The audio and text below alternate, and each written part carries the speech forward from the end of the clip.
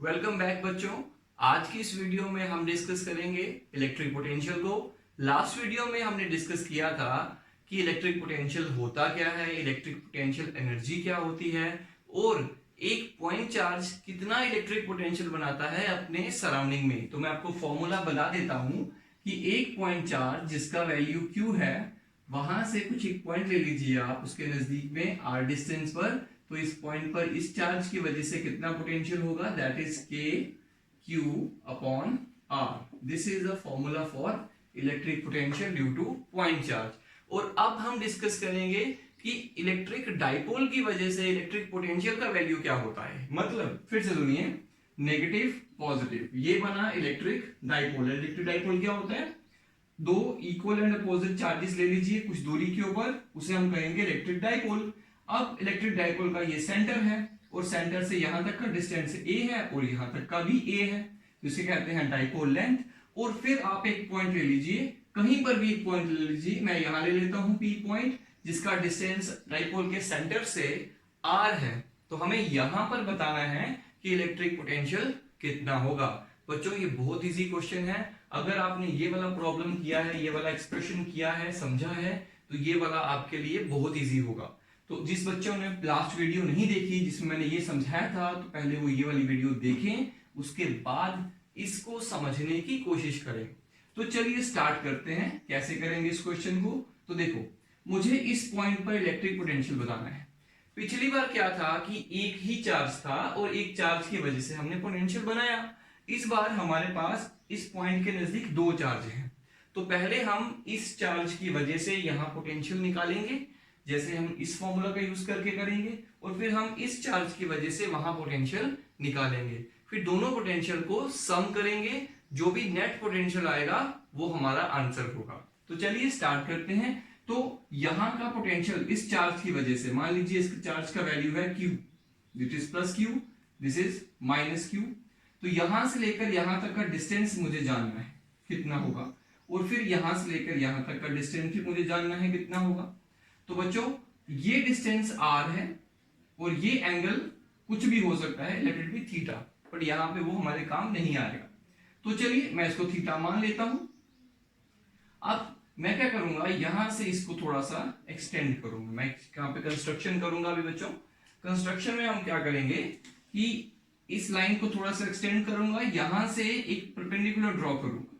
Late it be point A and this is point B, और ये point तो है ही O, और इस पॉइंट को नाम दे देते हैं M का। और बच्चों ये देखिए ये 90 डिग्री एंगल बनेगा। और फिर एक लाइन यहां से ड्रॉ करता हूं परपेंडिकुलर ऑन OP, और ये भी एक 90 डिग्री एंगल बनेगा, और इस पॉइंट को नाम दे देता हूं N। तो बच्चों एक चीज देखिएगा, अगर मैं ऐसा करूं कि एक पॉइंट लेता हूं यहां पे और ये एक लाइन ड्रॉ करता हूं, late it be point P, या इसको P कह लेते हैं, इसको कह लेते हैं A, और यहीं से एक लाइन और ड्रॉ करता हूं लाइक दिस। तो ये देखिए ये डिस्टेंस बहुत कम है और ये डिस्टेंस बहुत ज्यादा है। तो आप बता सकते हैं कि ये वाली लाइन और ये वाली लाइन के लेंथ में कितना डिफरेंस होगा, तो बोलेंगे अप्रोक्सीमेटली 0 होगा। एक बार फिर से समझिएगा, मैं आपको दोबारा समझाता हूं इस बात को। देखिए ये एक पॉइंट है हमारे पास, मैं एक ऐसे करके लाइन ड्रॉ करता हूं लाइक दिस। आप जानते हैं कि AP और BP, ये वाली लाइन और ये वाली लाइन इक्वल नहीं है, ये बड़ी है ये छोटी है। लेकिन अगर आप A पॉइंट को थोड़ा नजदीक लाएं, मतलब इस तरह से हो जाएगा। तो आपको लग नहीं रहा, क्या लग रहा है, जैसे इस लाइन की लेंथ जो है वो थोड़ी कम हो गई है और लगभग इसको अप्रोच कर रही है।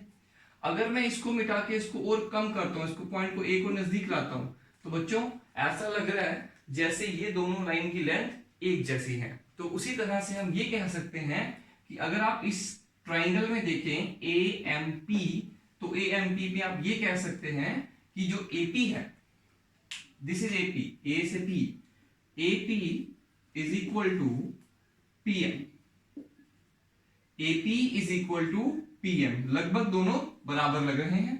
लेकिन PM को अगर आप थोड़ा ब्रेक करके लिखें तो PO प्लस OM आता है, PO प्लस OM आता है, बिल्कुल सही है। ठीक, अब बोलो PO कितना है, P से लेकर O तक, that is R, plus OM कितना है, तो बच्चों बहुत इजी है, ये थीटा है तो ये भी थीटा होगा। तो ये ट्राइंगल बन गई। कौन सी ट्राइंगल बन गई, मैं लिख देता हूं, इन ट्राइंगल AOM, AOM। तो ये परपेंडिकुलर है, ये बेस है और ये हाइपोटेन्यूज। तो अगर मुझे निकालना है base OM upon AO, that is base upon hypotenuse equal to cos theta, that is OM equal to AO cos theta। क्या आएगा हमारे पास, तो AO कितना है, that is A, तो OM equal to A cos theta बनेगा। तो हम यहाँ पे लिख सकते हैं कि OM जो है उसकी वैल्यू है A cos theta। तो बच्चों इसी तरीके से ये जो ON है, ये वाला, ये लेंथ है, ये भी A cos theta ही होगी, आप कैलकुलेट कर सकते हैं। सेम रूल वहां पे अप्लाई कर दीजिए ट्राइंगल में। This is right angle, this is base, this is hypotenuse, this is perpendicular and this is angle. Angle के सामने वाला परपेंडिकुलर होता है। चलिए R लिखा मैंने, R के बाद क्या लिखिए, OM। OM का वैल्यू कितना है, OM का वैल्यू है A cos theta। Let it be question number 1। चलिए उसके बाद इसी तरह से and BP equal to, BP किसके बराबर होगा, तो बच्चों BP equal to PN। BP और PN का लेंथ लगभग बराबर लगता है, तो दैट इज इक्वल टू, अब बोलो PN कितना है, तो कहेंगे PO minus ON, PO minus ON। देख लीजिए, दैट इज PO कितना है, that is R, you know. ON कितना है, that is A cos theta। तो ये आएगा हमारे पास इक्वेशन नंबर 2। तो बच्चों देखो AP और BP का वैल्यू निकल गया, क्या आया, इसका वैल्यू आया R plus A cos theta और इसका वैल्यू आया R minus A cos theta. बच्चों ये हमने निकाला डिस्टेंसेस। चलिए आगे करते हैं स्टार्ट। तो देखिए सबसे पहले हम निकालेंगे electric potential due to positive charge. इस पॉजिटिव चार्ज की वजह से कितना पोटेंशियल बनेगा P पॉइंट पे, that is equal to K, that is 1 by, वो देखिए ये पॉइंट चार्ज है, पॉइंट चार्ज की वजह से यहाँ इलेक्ट्रिक पोटेंशियल कितना होगा, KQ बाई R। तो यहाँ लिखेंगे KQ, ये Q है चार्ज उसका, अपॉन R। तो बच्चों R कितना है, R है BP एंड BP का वैल्यू कितना है, R minus A cos theta. Equation number 3, 1 2 और ये 3। इसी तरीके से electric potential due to negative charge, इस चार्ज की वजह से वहां पोटेंशियल कितना होगा, तो कहेंगे K minus Q upon R plus A cos theta. Because why minus, because ये नेगेटिव चार्ज है तो नेगेटिव पोटेंशियल होगा, पॉजिटिव चार्ज का पॉजिटिव पोटेंशियल होगा। तो मुझे बताइए net potential at P due to dipole, दोनों चार्जेस की वजह से कितना होगा, तो वो कैलकुलेट कैसे करेंगे, that is V equal to V plus plus V minus. तो V प्लस का वैल्यू क्या है, K Q upon R minus A cos theta, minus, because ये प्लस ऐड करना दोनों को, लेकिन इसका वैल्यू नेगेटिव में है तो आएगा K Q upon R plus A cos theta. तो इट बिकम्स K Q को कॉमन ले लीजिए, K Q कॉमन आ गया, ये आएगा आपके पास 1 upon R minus A cos theta minus 1 upon R plus A cos theta, ये आया। अब क्या करेंगे इसमें, देखिए KQ क्रॉस मल्टीप्लाई करिए, R plus A cos theta, इसको इधर मल्टीप्लाई करिए, माइनस इसको इधर करिए, ये आएगा R plus A cos theta upon R square minus A square cos square theta. तो बच्चों R कैंसिल हो गया यहां से, ये आएगा आपके पास K Q A cos theta plus A cos theta 2A cos theta, twice हो गया, टू टाइम्स हो गया, divided by R square minus A square cos square theta. अब बच्चों Q into 2A क्या होता है, that is dipole moment, that is equal to K into P cos theta upon R square minus A square cos square theta, that is V equal to K P cos theta upon R square minus A square cos square theta. This is equation number 4। तो बच्चों ये expression हमारे पास निकल आया। अब एक special case हम यहां पे बनाते हैं। देखिए if dipole length is very small, क्योंकि बच्चों जो आइडियल डाइपोल है उसकी लेंथ स्मॉल ही होती है, जो एक्चुअली डाइपोल होते हैं उनकी लेंथ स्मॉल ही होती है। तो अगर हम ये कहें कि ये डाइपोल लेंथ जो है ये as compared to this R बहुत छोटी है, कहने का मतलब ये डाइपोल ऐसे होगा, मान लो ये डाइपोल है तो कोई छोटा सा डाइपोल है, छोटा सा, और ये पॉइंट यहां से बहुत दूर है। तो देखिए इस आर के कंपैरिजन में ये जो ए है ये तो बहुत छोटे हो गए। अगर ऐसी कंडीशन बनती है तो हम लिख सकते हैं then a is very less than r and a square is very very very less than r square। अगर a r से छोटा है तो a square उससे बहुत छोटा होगा। तो और you can write like this also, a square इससे बहुत छोटा है तो इसलिए हम ऐसा लिख सकते हैं, और a square cos square theta can be ignored। So therefore equation number 4 becomes, equation number 4 में देखिएगा R square minus A square cos square theta बहुत छोटा हो गया, मतलब ए स्क्वायर बहुत छोटा हो गया, मतलब पूरी टर्म ही बहुत छोटी हो गई। इतनी छोटी टर्म को अगर आर स्क्वायर से माइनस ना भी करें या कर भी दें तो फर्क नहीं पड़ता, इसलिए हम इसको इग्नोर कर देंगे यहां से। और फॉर्मूला क्या बनेगा, v equal to K P cos theta upon R square. तो बच्चों this is the required formula. हमारा नेक्स्ट टॉपिक बहुत ही इंपॉर्टेंट टॉपिक है और इस टॉपिक के ऊपर बहुत सारे कंसेप्चुअल क्वेश्चंस और न्यूमेरिकल्स नीट और जेई में आ चुके हैं, इसलिए इसको समझना बहुत जरूरी है। अगर आप एक बार समझ चुके, समझ लिया, तो समझिए आप किसी भी तरह का क्वेश्चन कर सकते हैं। तो चलिए स्टार्ट करते हैं, हमें इस बार करना क्या है। तो बच्चों देखिए पहले मैंने आपको पढ़ाया था इलेक्ट्रिक फील्ड क्या होती है, उसका डेफिनेशन पढ़ाया था। मैंने आपको बताया कि electric field is equal to force experienced by unit positive test charge. मैंने लिखा हुआ है force experienced by unit positive test charge. और उसके साथ साथ में मैंने ये बताया कि इलेक्ट्रिक पोटेंशियल क्या होता है। अब हमें ये डिस्कस करना है कि इलेक्ट्रिक पोटेंशियल और इलेक्ट्रिक फील्ड में क्या रिलेशन है। तो इस रिलेशन को हम चलिए समझते हैं। तो चलिए बच्चों मैं एक सिचुएशन यहाँ पे क्रिएट करता हूं कि मैं यहाँ पे चार्ज रख देता हूं पॉइंट चार्ज प्लस क्यू, और यहां पर पॉइंट ले लेता हूं एक ए और एक और पॉइंट ले लेता हूं यहां पे बी। ए और बी जो पॉइंट है वो इस चार्ज की इलेक्ट्रिक फील्ड में है और इन दोनों के बीच का डिस्टेंस बहुत कम है, इतना कम है कि हम उसको बी आर भी कह सकते हैं। तो मान लेते हैं कि A and B are very close to each other so that their distance becomes dr. dr represent very small distances and the electric field at A and B is uniform। यहां पर और यहां पर इलेक्ट्रिक फील्ड एक जैसी है। क्यों एक जैसी है? अरे भाई ये दोनों पॉइंट्स एक दूसरे के बहुत क्लोज हैं और इतने क्लोज हैं कि लगभग हम मान सकते हैं कि दोनों जगह इलेक्ट्रिक फील्ड सेम है। तो चलिए शुरू करते हैं। By definition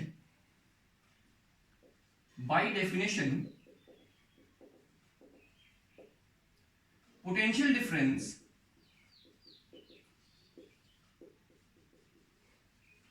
difference between A and B, that is VAB,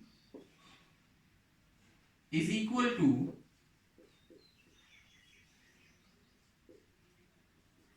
work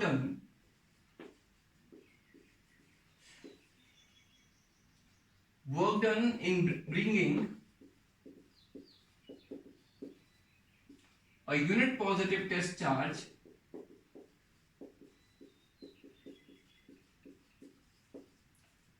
from B to A। तो बच्चों मैं आपको बता चुका हूं ऑलरेडी कि पोटेंशियल डिफरेंस होता क्या है, मैंने साइड पे लिखा भी है कि potential difference equal to work done in moving a unit positive test charge from A to B, that is called potential difference. तो मैंने उस डेफिनेशन के अकॉर्डिंग यहां पे लिखा।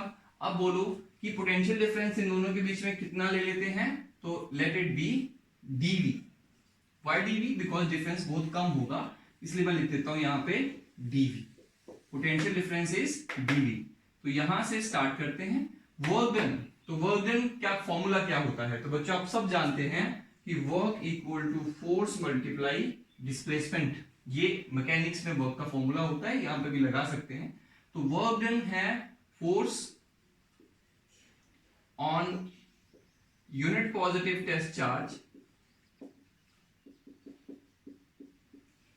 मल्टीप्लाई डिस्टेंस ए बी, है ना। मतलब एक टेस्ट चार्ज को हमें यहां से यहां तक लाना है, तो कितना फोर्स उस पर लगा वो फोर्स लिखिए, मल्टीप्लाई कितना डिस्टेंस मूव किया वो डिस्टेंस लिखिए। तो force multiply distance equal to work done, that is equal to force on unit positive test charge.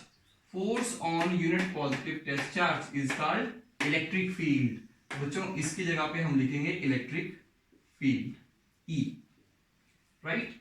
उसके बाद डॉट मतलब multiply A B is D R. बच्चों इसकी जगह पे मैंने लिखा इलेक्ट्रिक फील्ड E और इसकी जगह पे लिखा डी आर। अब बच्चों एक चीज देखो, यहां से ये है डी आर और इलेक्ट्रिक फील्ड यहां पे टेस्ट चार्ज रखोगे, ये पॉजिटिव चार्ज, इलेक्ट्रिक फील्ड कहां को होगी? ऑब्वियसली बाहर को होगी। तो इन दोनों के बीच में जो एंगल बनेगा दैट विल बी 180 डिग्री। तो यहां पे लिखेंगे हम लोग E D R cos 180 degree. Cos 180 degree होता है -1, तो आएगा minus into E D R, that is dv equal to minus E D R. और you can write like this also, E equal to minus dv upon dr. This is the required electric potential. तो बच्चों ये जो यहाँ पर एक quantity आपको दिख रही है जिसका नाम हम रख रहे हैं dv by dr, इसे कहते हैं पोटेंशियल ग्रेडियंट। इसे हम पोटेंशियल ग्रेडियंट कहते हैं। बच्चों ग्रेडियंट क्या है? जब भी कोई फिजिकल क्वांटिटी जैसे कि यहाँ पे पोटेंशियल है, जब वो डिस्टेंस के साथ बदलती है तो उसे ग्रेडियंट कहा जाता है। मतलब कहने का एक यूनिट डिस्टेंस चलने से कितनी क्वांटिटी में चेंज आया, दैट इज कॉल्ड ग्रेडियंट। वैसे ही जैसे आप किसी हॉट बॉडी से जब दूर चलेंगे, उससे दूर जाएंगे, तो आप बॉडी का टेम्परेचर जो है, आपका जो वहां का टेम्परेचर होगा वो डिक्रीज करता जाएगा। मतलब डिस्टेंस बदलने से क्वांटिटी बदल रही है। क्वांटिटी माने तो टेम्परेचर या पोटेंशियल या कोई और क्वांटिटी। तो जब भी कोई क्वांटिटी, फिजिकल क्वांटिटी डिस्टेंस के साथ बदलती है तो उसे ग्रेडियंट कहते हैं। बच्चों जब आप हाइट पे जाते हैं, किसी माउंटेन पर जाते हैं, तो एटमॉस्फेरिक प्रेशर में डिक्रीज आता है। तो डिस्टेंस ट्रेवल करने से, हाइट बढ़ाने से आपकी फिजिकल क्वांटिटी में चेंज आ रहा है, तो उसे कहते हैं प्रेशर ग्रेडियंट। तो जब भी कोई क्वांटिटी डिस्टेंस के साथ बदलती है तो उसे प्रेशर ग्रेडियंट कहते हैं। और जब कोई क्वांटिटी टाइम के साथ बदले तो उसे कहते हैं स्पीड कहते हैं। तो देखिए एक बार मैं आपको बता देता हूं, dx अपॉन dt। तो देखिए ये क्वांटिटी किसके साथ बदल रही है? टाइम के साथ। इसे क्या कहेंगे? उस क्वांटिटी का स्पीड। ऐसे ही हम कह सकते हैं dA अपॉन dt, एरिया है तो एरियल स्पीड कहेंगे। वैसे ही अगर कोई क्वांटिटी चेंज हो रही है डिस्टेंस के साथ, उसे क्या कहेंगे? उसे कहेंगे उस क्वांटिटी का ग्रेडियंट। तो उसी तरह से यहां पोटेंशियल का ग्रेडियंट है कि पोटेंशियल बदलता है। अब बच्चों एक चीज देखिए, यहां पे हमने रिलेशन में पढ़ा था dv by dr। तो यहां देखिए कि ये दोनों आपस में बराबर हैं। इसका मतलब जहां E का वैल्यू ज्यादा होगा वहां इसका वैल्यू भी ज्यादा होगा, जहां E का वैल्यू कम होगा वहां इसका वैल्यू भी कम होगा। मतलब जहां पर इलेक्ट्रिक फील्ड ज्यादा है, जिस रीजन में इलेक्ट्रिक फील्ड ज्यादा है, वहां जो ग्रेडियंट है वो ज्यादा होगा। मतलब rate of change of potential with respect to distance is more. मतलब पोटेंशियल तेजी से बदलेगा। और जिस रीजन में इलेक्ट्रिक फील्ड कम होगी वहां पोटेंशियल के बदलने का स्पीड कम होगा। और जहां पर इलेक्ट्रिक फील्ड जीरो होगी वहां पोटेंशियल के बदलने का स्पीड भी जीरो होगा। तो ये बातें बच्चों मैं आपको फिर से समझाऊंगा, लेकिन यहां पर एक बात और नोट करने वाली है, यहां पे नेगेटिव साइन। ये नेगेटिव साइन क्या रिप्रेजेंट कर रहा है तो मैं आपको बता देता हूं। नेगेटिव साइन shows that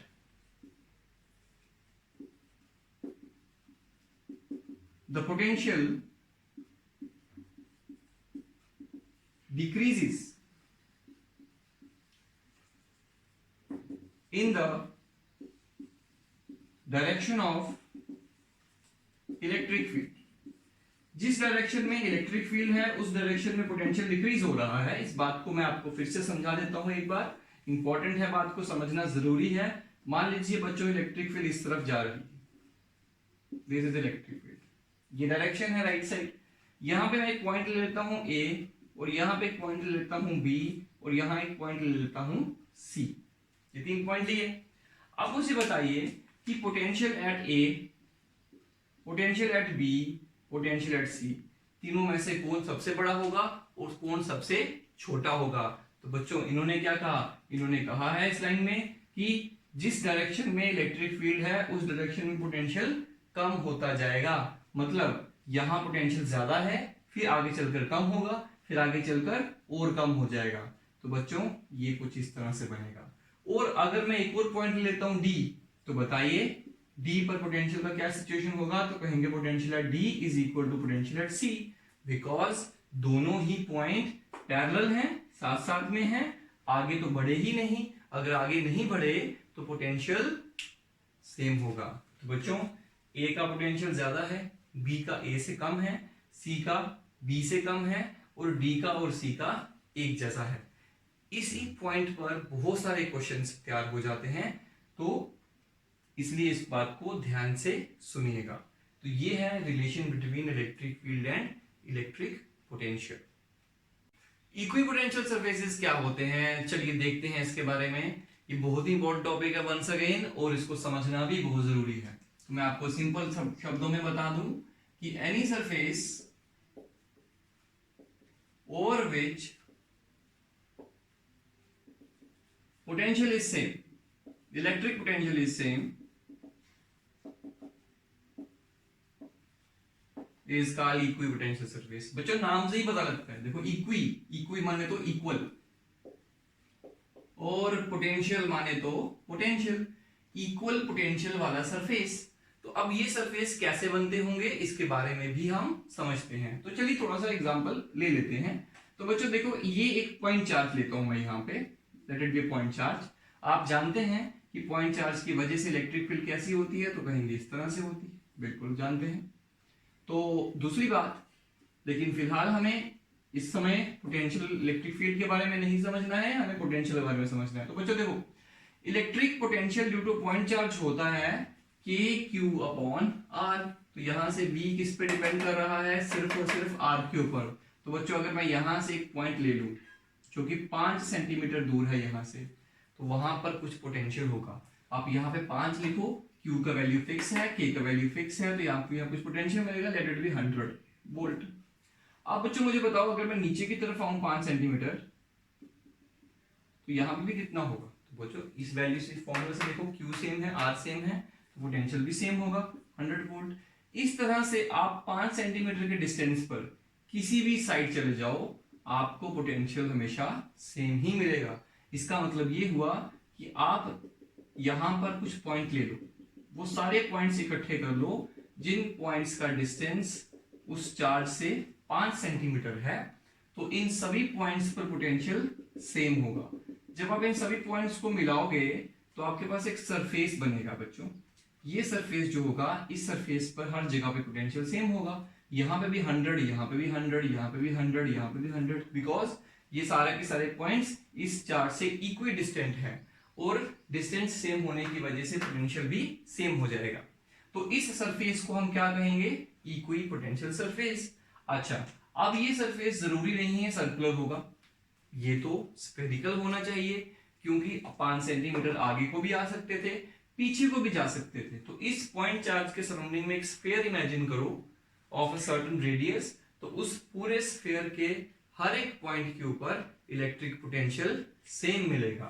तो इस तरह के सरफेस को हम क्या कहेंगे, इक्विपोटेंशियल सरफेस। अब अगर मैं कोई छोटे रेडियस का एक और सरफेस ड्रॉ कर दूं, स्फीयर ड्रॉ कर दूं, अरे भाई वो भी इक्विपोटेंशियल सरफेस होगा। हाँ, इस पर पोटेंशियल अलग है, उस पर अलग है, पर इस पर जितना है सब जगह पे उतना ही होगा। इसी तरीके से एक और मैं यहाँ पे स्फीयर ड्रॉ करता हूँ बड़े रेडियस का, वहां पर भी पोटेंशियल सेम होगा। इसका मतलब ये जो कॉन्सेंट्रिक स्फीयर बन रहे हैं, these are all equipotential surfaces. इस तरह से हम समझते हैं चीजों को। चलिए अब हम इसकी प्रॉपर्टीज के बारे में डिस्कस करते हैं। Properties of equipotential surfaces. अब सबसे पहली प्रॉपर्टीज, नंबर 1 प्रॉपर्टी बच्चों, no work is done in moving a charge from one point to another on equipotential surface. किसी भी इक्विपोटेंशियल सरफेस पर अगर आपने एक जगह से दूसरी जगह जाना है तो आपको वर्क डन नहीं करना पड़ेगा। अब ये कैसे प्रूफ होगा, चलिए इसके बारे में समझते हैं। तो मैं सब चीजों को मैं रब कर देता हूं, बस एक इक्विपोटेंशियल सरफेस यहाँ पे रखता हूं। तो चलिए, ये एक स्फीयर है, ये एक चार्ज है Q, और इस पूरे सरफेस पर सब जगह पोटेंशियल सेम है, और मैं यहाँ पे एक पॉइंट ले लेता हूँ जिसका नाम A रखता हूँ, तो यहाँ पे पोटेंशियल होगा VA, और यहाँ पे एक और पॉइंट ले लेता हूँ जिसका नाम B होगा, और इसका यहाँ का पोटेंशियल ले लो VB। तो बच्चों आप जानते हैं, since this is equipotential surface, तो potential at A equal to potential at B। Why? Because ये दोनों पॉइंट्स इक्विपोटेंशियल सरफेस पे लाई कर रहे हैं। तो चलिए, हमारे पास एक टेस्ट चार्ज है यहाँ पे, हम इस टेस्ट चार्ज को यहां से घुमा फिरा के कहीं से ला के यहां पर B पर ले आते हैं। चलिए ले आए। आप बोलो इसमें वर्क कितना करना पड़ा, तो कहेंगे वर्क का फॉर्मूला होता है, वर्क होता है your potential difference VA minus VB, है ना। तो work done in moving a test charge that is W upon, ऐसे लिख सकते हैं इसको, Q, work equal to potential multiply charge लिख सकते हैं आप, work equal to potential difference multiply charge. ये फॉर्मूला मुझे कहां से पता लगा? अरे भाई लिखा तो है, देखिए, तो यहां से मैंने लिखा। अब बोलो कि पोटेंशियल डिफरेंस कितना है, कहेंगे पोटेंशियल दोनों बराबर हैं, तो बराबर है तो डिफरेंस 0 होगा, तो वर्क डन कितना आया? 0 आया। तो बच्चों इसी तरह से मैं एक बात और यहां पे समझा सकता हूं आप लोगों को। देखिए, तो कभी कभार क्वेश्चन इस तरह से पूछा जाता है कि आपके पास एक चार्ज रखा हुआ है, यहां पे this is a charge Q, यहां से कुछ 5 सेंटीमीटर की दूरी पे एक चार्ज है Q, ये भी Q, ये भी Q। इस चार्ज को आपने इस चार्ज के अबाउट सर्कुलर ऑर्बिट में रोटेट कराना है, लाइक दिस, ऐसे करके रोटेट करा के वापिस आप वहीं ले आए। तो बताओ, सर्कुलर ऑर्बिट में ऐसे रोटेट कराने के लिए आपको कितना वर्क करना पड़ेगा? तो आंसर इज 0 वर्क करना पड़ेगा। क्यों? क्योंकि इनिशियल पॉइंट भी वही था, फाइनल भी वही था, इसलिए potential at A minus potential at A 0 हो जाएगा। हाँ, अगर वो कहते कि चार्ज को यहां से यहां तक ही लाना है, पूरा सर्कल नहीं बनाना है, तो भी बच्चों 0 ही आता। क्यों 0 आता? क्योंकि अगर इस पॉइंट को B कहते तो इसको A कहते, तो दोनों में तो पोटेंशियल सेम ही है। क्यों सेम है? क्योंकि ये इक्विपोटेंशियल सरफेसेस पर लाई कर रहे हैं पॉइंट्स, दैट्स व्हाई 0 रहेगा। तो कोई भी आपसे इस तरह का क्वेश्चन पूछता है कि एक चार्ज को सर्कुलर ऑर्बिट में घुमा के ऐसे करके घुमाना है, तो बताओ वर्क कितना होगा? तो कहना 0 होगा। दूसरी बात, अगर वो कहते हैं मुझे सर्कुलर ऑर्बिट में नहीं घुमाना, मुझे तो बस गोल गोल घुमाते रहना है टेढ़ा मेढ़ा करके, तो मान लीजिए ये A पॉइंट से वो टेस्ट चार्ज को चलाना शुरू करते हैं, या कोई और चार्ज होगा, तो ऐसे करके पूरा गोल गोल चक्कर में घुमाते हैं, ऐसे करके कहीं दूर गए और ले आए, और यहां से वापस गए, यहां से इस तरह से घुमा फिरा के वापस वहीं रख दिया। अगर वापस वहीं रख दिया तो बोलो कितना वर्क करना पड़ेगा ये सब घुमाने में? तो आंसर इज 0। क्यों? क्योंकि इनिशियल पोजीशन और फाइनल पोजीशन सेम है, तो इनिशियल पोजीशन का पोटेंशियल और फाइनल पोजीशन का पोटेंशियल यहां लिखो, और वो सेम है इसलिए वो इक्वल होंगे, माइनस होके 0 हो जाएंगे, तो फाइनली 0 हो जाएगा। एक बात यहां पे और बता देता हूं, ऐसा ग्रेविटेशनल फील्ड में भी होता है, और दूसरी बात, जिस फील्ड में ऐसा होता है उस फील्ड को कंजर्वेटिव फील्ड कहते हैं। ये 11th क्लास में भी हमने पढ़ा हुआ है। तो electrostatic field is a conservative field. तो बच्चों ये याद रखिए। तो चलिए हम इस पे दूसरी प्रॉपर्टीज के ऊपर डिस्कस करते हैं। नंबर 2 प्रॉपर्टी हमारे पास है कि no equipotential surfaces, no two equipotential surfaces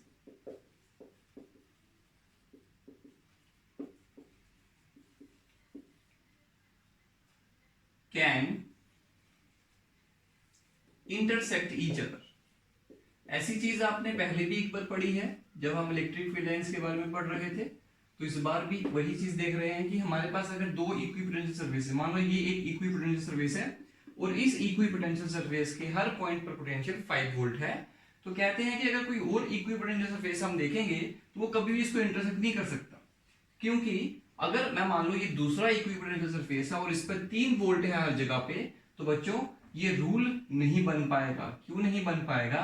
तो इस पॉइंट पर आप क्या कहेंगे, इस पॉइंट पे या तो पोटेंशियल 3 वोल्ट होगा या तो 2 होगा जहां पे इंटरसेक्शन हुई होगी। तो अगर यहाँ पे पोटेंशियल 5 वोल्ट है तो ये पॉइंट फिर इस सरफेस पे लाई नहीं करेगा, और अगर इस पे 3 वोल्ट है तो फिर ये इस पे लाई नहीं करेगा।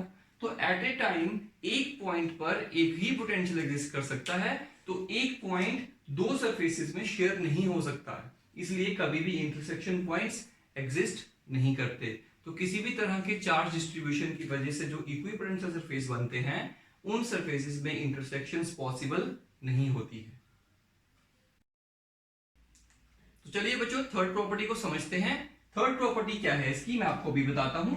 ये मैं एक पॉइंट चार्ज यहां पे ले लेता हूं। इस पॉइंट चार्ज की वजह से जो फील्ड लाइंस होंगी वो कुछ इस तरह से बनेंगी। ये देखिए, these are the field lines because of that point charge. These blue lines are field lines and मैं यहां पे एक इक्विपोटेंशियल सरफेस बनाता हूं। मैंने आपको अभी बताया था कि एक स्फेरिकल सरफेस बनेगा यहां पे as a equipotential surface, concentric spheres होंगे। तो इसके किसी भी पॉइंट से किसी दूसरे पॉइंट पे अगर जाना है तो हमें वर्क डन कितना करना पड़ता है? 0। ये हमने फर्स्ट प्रॉपर्टी में प्रूफ किया है। अब बच्चों यहां पर जो थर्ड प्रॉपर्टी हमें ये बताती है कि इलेक्ट्रिक फील्ड लाइन और इक्विपोटेंशियल सरफेस हमेशा एक दूसरे के साथ 90 डिग्री एंगल पर होते हैं। तो यहां पे भी आप देख सकते हैं ये इक्विपोटेंशियल सरफेस है ब्लैक कलर वाला स्फेरिकल, और ये फील्ड लाइन है, तो हमेशा एंगल कितना होगा दोनों में? 90 डिग्री होगा। अब हम इस बात को जस्टिफाई करते हैं कि 90 क्यों होगा। तो देखिए, मान लेते हैं कि फील्ड लाइन यहां पर 90 डिग्री पर नहीं है, किसी और डिग्री पर, तो ये एंगल ले लिया हमने थीटा। तो क्योंकि 90 पे नहीं है, तो अगर 90 पे नहीं है तो क्या होता, लेट्स सी। तो इस इलेक्ट्रिक फील्ड के हम यहाँ पे दो कंपोनेंट ड्रॉ कर सकते थे, एक कंपोनेंट इस तरफ और एक कंपोनेंट ऊपर की तरफ। इसका नाम होता ई कॉस या ई साइन थीटा, और इसका नाम होता ई कॉस थीटा। दो कंपोनेंट होते। ये जो पॉइंट है ए, अगर हमें इस ए पॉइंट से एक टेस्ट चार्ज को बी पॉइंट पर लेकर जाना है तो हमें वर्क करना पड़ता। वो जो हमें वर्क करना पड़ता वो किसके अगेंस्ट करना पड़ता? तो कहेंगे ई कॉस थीटा कंपोनेंट के अगेंस्ट करना पड़ता। मतलब कहने का कि देखो इलेक्ट्रिक फील्ड इस टेस्ट चार्ज पे फोर्स लगा रही है इस तरफ, उसका एक कंपोनेंट जो है फील्ड का वो इस तरफ इसको धकेल रहा है।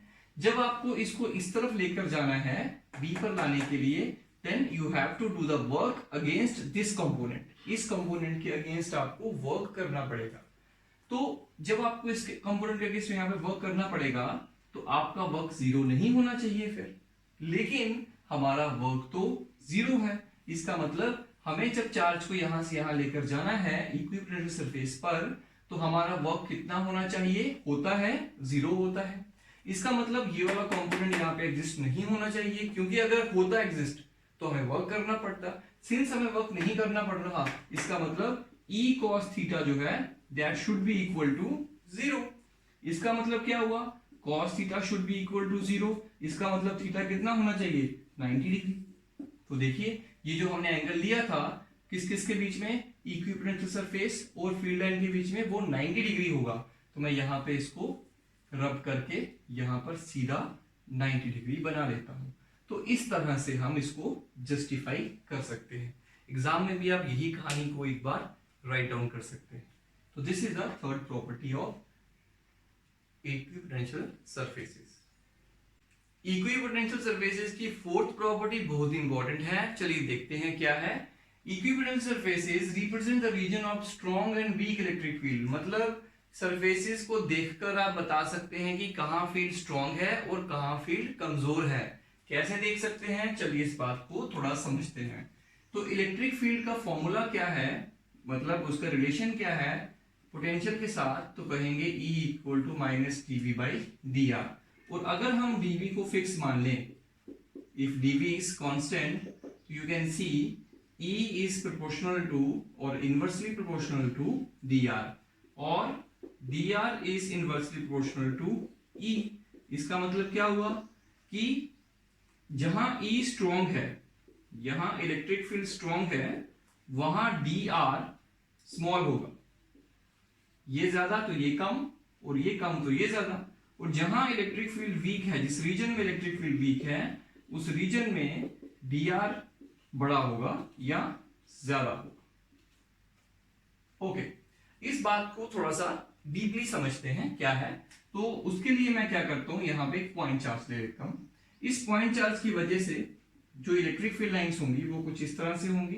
इलेक्ट्रिक फील्ड लाइंस होती हैं the path traced out by unit positive test charge.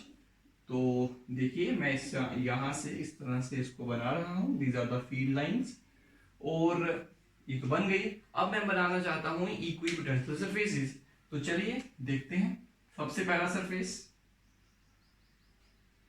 एक स्फीयर, इस पर कितने वोल्ट मान लें, 100 वोल्ट मान लेते हैं। 100 वोल्ट पोटेंशियल है इस पे हर जगह पे। दूसरा इक्विपोटेंशियल सरफेस देखते हैं, 90 वोल्ट वाला है। तीसरा देखते हैं, अब तीसरा कौन सा, 80 वोल्ट वाला। तो बच्चों इक्विपोटेंशियल सरफेसेस तो 90 के बाद 85 वाला भी होगा, 81 वाला भी होगा, 82 वाला भी होगा, लेकिन हमें कौन से लेने हैं, क्योंकि हमने dV को फिक्स रखा था, इसलिए देखो ये 100 है और ये 90 है, तो डिफरेंस कितना है दोनों में, 10 का। ये 90 तो ये 80, तो डिफरेंस कितना है, 10 का। ये जो दो सरफेसेस के बीच में पोटेंशियल डिफरेंस होता है ना, इसको हम dV कहते हैं, और dV हर बार कांस्टेंट लेना है। तो अगला वाला सरफेस कौन सा लोगे, 70 वाला। तो 70 वाला यहां है। अच्छा 60 वाला कहां आएगा, 60 वाला यहां आएगा। तो एक चीज यहां पे आपको नोट करनी है कि ये जो दो सरफेस है हमारे पास, ये जो दो सरफेस हैं, इनके बीच के डिस्टेंस को क्या कहते हैं, dr। तो देखो यहां dr स्मॉल है, डिस्टेंस कम है, यहां डिस्टेंस थोड़ा उससे ज्यादा है, यहां उससे भी ज्यादा, यहां उससे भी ज्यादा, और आगे चलेंगे तो वो उससे भी ज्यादा आया। क्यों आया, क्योंकि देखिए यहां पर फील्ड क्या है, स्ट्रॉन्ग, और यहां फील्ड क्या है, वीक। ऑब्वियसली चार्ज के नजदीक फील्ड स्ट्रॉन्ग होती है और चार्ज के दूर जाएंगे तो फील्ड वीक होगी। तो जहां फील्ड वीक है वहां dr ज्यादा होगा, और जहां फील्ड स्ट्रॉन्ग है वहां पे dr कम होगा। मतलब ये हुआ कि जिस जगह पर इक्विपोटेंशियल सरफेसेस क्लोज लाई करेंगे वहां फील्ड स्ट्रॉन्ग होगी, और जहां पे दूर दूर लाई करेंगे वहां पर इलेक्ट्रिक फील्ड वीक होगी। तो ये हमारी फोर्थ प्रॉपर्टी है, और इसका बहुत इंपॉर्टेंट यूज है। इसके बेसिस पर बहुत सारे क्वेश्चंस नीट और जेईई में और आपके सीबीएसई बोर्ड में पूछे जाते हैं।